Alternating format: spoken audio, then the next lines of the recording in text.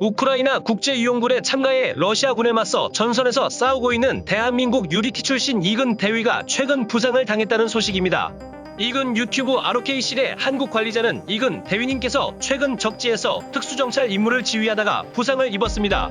현재 현지의 군병원으로 이송되었고 새로운 소식이 들어오는 대로 곧바로 전해드리겠다고 말하며 그의 부상 소식을 80만 구독자에게 알렸습니다. 이 소식을 접한 이근의 전세계 팬들은 신의 이름으로 당신은 치료될 것입니다. 당신은 우리의 기도와 항상 함께합니다. 영웅주의는 결과에 상관없이 옳은 일을 하는 것이다. 이근 대위는 진정한 영웅입니다. 당신의 완쾌에 신의 가호가 있기를 바랍니다.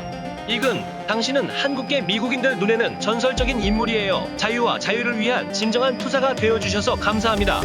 우리 모두는 여기 미국에서 당신을 응원하고 있으며 안전하고 빠른 회복을 기원합니다. 당신의 헌신이 많은 이들을 살렸고 큰 희망이 되어줬습니다. 당신의 헌신에 감사드리며 그 헌신에 큰 힘이 되어드리고 싶습니다. 팀원들과 같이 무사 귀환하시기를, 부상이 얼른 회복되기를 기도합니다.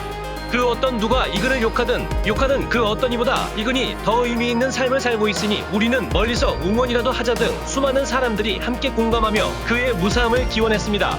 또 DC인사이드 군사 갤러리에서 이근 대위의 부상 소식을 접한 한국 네티즌들은 군병원 후송이면 부상 심한 거 아니냐, 제발 무사히 돌아와줘, 제발 경상이길, 살아 돌아오기만 하길 등 역시 그의 무사함을 바라며 그를 응원하였습니다.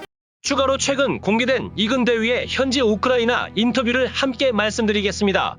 이근, 당신은 왜 여기 있는 거야? 우크라이나를 위해 싸운 동기는 뭐야? 라는 인터뷰어의 질문에 이근은 누구나 우크라이나에 올 이유가 있다. 저에게 이것은 절대적으로 도덕적인 문제입니다. 나는 여기서 무슨 일이 일어나고 있는지 TV에서 보았는데 러시아가 주권 국가를 그냥 침략할 수 있다는 것을 믿을 수 없었고 내 머릿속에는 누가 나쁜 놈이고 누가 좋은 놈인지 알 수 있었다.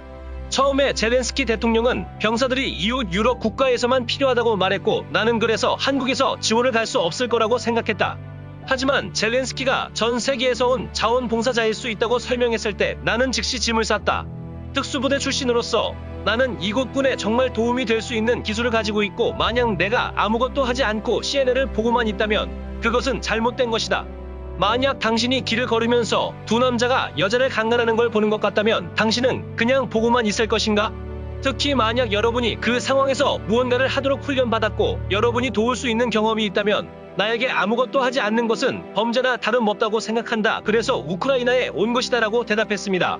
또 이근 당신의 가족은 조국이 아닌 나라를 위해 이렇게 멀리서 싸우기로 한 결정에 대해 어떻게 생각하나요? 라는 질문에 이근 대위는 어머니는 항상 걱정하신다. 어머니는 지금 히스테리를 일으키셔서 내가 여기 있는 것을 좋아하지 않으신다.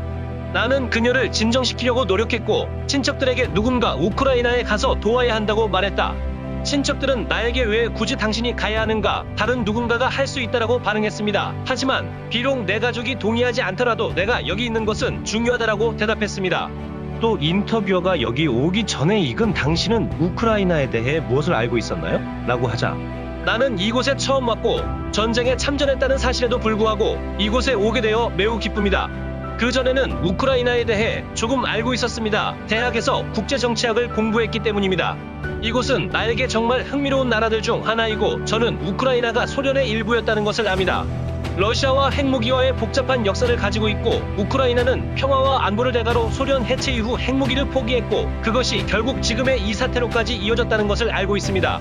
나는 한때 러시아 블라디보스토크에 있었고 그곳은 한국에서 멀지 않고 많은 한국인들이 관광을 위해 그곳을 여행합니다.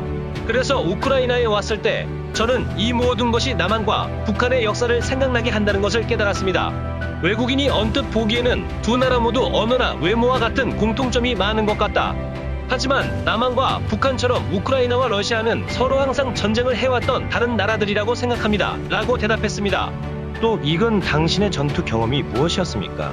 그리고 여기 우크라이나에서 이미 싸웠습니까? 라는 질문에 나는 한국 해군 특수부대 출신으로 소말리아에서 인질을 구출했던 경험이 있습니다. 2009년부터 2011년까지 소말리아에서 많은 대테러 작전이 있었고 저는 그곳에서 많은 전투 경험을 얻었습니다.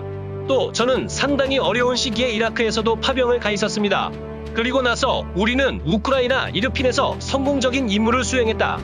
하지만 내 대원 중 2명이 다쳤을 때 그들은 그다지 성공적이지 못했다. 우리는 러시아 탱크, 장갑차 그리고 우리가 해방시키려고 했던 이르핀의 중앙공원에서 군인들과 싸웠다. 그리고 나는 결국 러시아인들을 추방한 두 해방자 그룹의 일원이 되어 기쁘다. 이르핀 이후에 우리는 우크라이나 남부로 갔다. 지금 우리 팀은 아직 그곳에서 임무를 수행하고 있지만 나는 마지막 작전에서 부상을 당했고 군 병원 검진에서 며칠을 보낼 수 있다. 라고 대답했습니다. 또 인터뷰어가 그에게 우크라이나의 어떤 점이 가장 좋았고 이곳에 와서 가장 힘들었던 점은 무엇이었나요?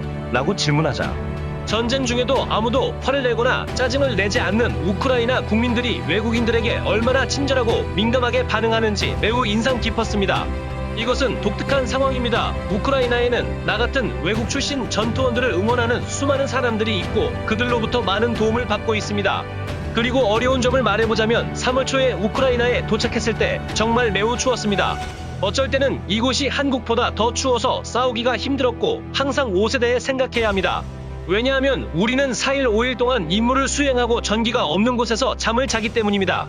우리 대원 중 한 명은 심지어 저체온증이 있어서 우리는 그를 후송시켜야 했었습니다.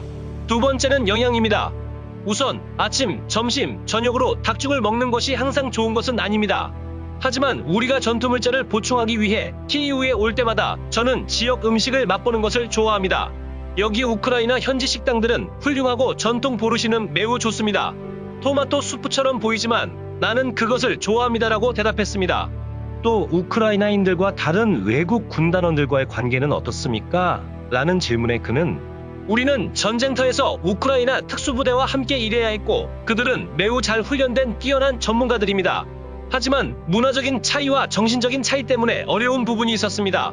저는 한국과 미국 군대에서 훈련을 받았는데 그곳에서 우리는 항상 계획에 많은 에너지를 소비했습니다. 반면 우크라이나의 전사들은 약간 다릅니다. 그들은 마치 섬광 같은데 싸움을 즉흥적으로 하는 경향이 있습니다. 이것은 매우 훌륭한 전투 정신이지만 나와 많은 미국인 혹은 영국인들은 전투에 대한 접근 방식의 큰 차이 때문에 문화적 충격을 가지고 있습니다. 나는 조지아인들을 만났지만 그들은 나에게도 매우 전투적입니다. 때때로 그들은 좋은 기술, 훈련, 전략, 특히 무기나 장비를 가지고 있지 않지만 그들은 진짜 용감한 전사들처럼 싸우고 있습니다. 그렇지만 이곳에는 한국인이 거의 없습니다. 전쟁 초기부터 10명 정도 있었지만 지금은 고장나와 다른 남자들 몇 명인 것 같아 보입니다. 많은 우크라이나 사람들은 아시아인을 보고 아직도 놀랍니다. 왜냐하면 우크라이나의 아시아인들은 매우 보기 힘들기 때문입니다. 또 마지막으로 당신은 이 전쟁의 종말을 어떻게 보고 있고 미래에 대한 당신의 개인적인 계획은 무엇입니까? 라는 인터뷰어의 질문에 그는 우크라이나가 전쟁에서 승리하지 못하면 러시아에 반대하거나 나토에 가입하려는 EU 국가는 모두 위험에 처하게 된다. 러시아는 계속 공격할 것이고 그것은 결코 끝나지 않을 것이다. 그러므로 나는 이 전쟁이 어떤 의미에서 세계대전이라고 믿는다. 시간이 오래 걸리거나 푸틴이 질병이나 암으로 죽을 것이라고 생각하지만 푸틴은 쉽게 포기하는 사람이 아니고 또 우크라이나 역시 분명히 포기하지 않을 것이다. 바로 그것이 이 전쟁이 한동안 지속될 이유이다. 이것이 저에게 무슨 의미일까요? 언젠가는 다시 집으로 돌아와야 할 것이 분명합니다. 더 나은 장비를 구입하고 더 나은 준비를 하고 다시 이곳으로 돌아와야 합니다. 우크라이나가 승리할 때까지 내가 하는 일을 계속하기 위해서. 그렇지만 문제는 내가 우크라이나에 머무는 것이 조국에서는 불법으로 간주된다는 것입니다. 나라마다 법이 다르고 한국 법은 매우 이상합니다. 그러므로 내가 돌아왔을 때 그들은 단지 이 전쟁에 참여했다는 이유로 나를 공항에서 체포하려고 할 것입니다. 우크라이나 정부로부터 여러 통의 편지를 받을 계획인데 법정에서 도움이 되었으면 좋겠습니다. 나는 이미 변호사가 있고 감옥에 갇힐 위험을 무릅쓰고 있지만 저는 여전히 제가 옳은 결정을 했다고 믿습니다. 나는 여기에 있고 상황에 영향을 미치고 우크라이나인들과 함께 일하게 되어 기쁩니다. 이근 대위의 무사 귀환을 바랍니다. 대한민국 항상 파이팅! 한국인이라 자랑스럽습니다. 오늘 제가 준비한 영상은 여기까지입니다. 재밌게 시청하셨나요? 재밌게 시청하셨다면 좋아요와 구독, 댓글, 알림 설정까지 꼭 눌러주시길 부탁드리겠습니다. 다음번에도 좋은 영상으로 찾아뵙겠습니다. 감사합니다.